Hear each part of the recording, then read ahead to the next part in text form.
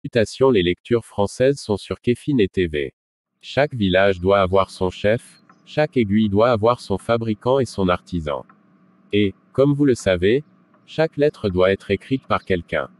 Comment, alors, se peut-il qu'un royaume aussi extrêmement bien ordonné n'ait pas de souverain?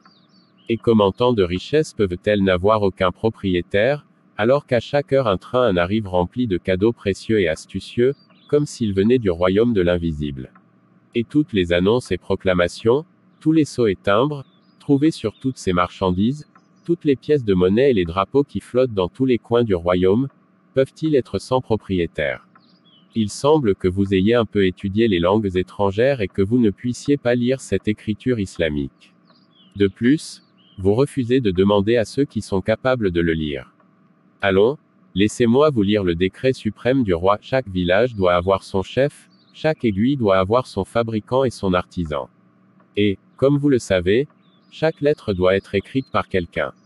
Comment, alors, se peut-il qu'un royaume aussi extrêmement bien ordonné n'ait pas de souverain? Et comment tant de richesses peuvent-elles n'avoir aucun propriétaire, alors qu'à chaque heure un train arrive rempli de cadeaux précieux et astucieux, comme s'il venait du royaume de l'invisible?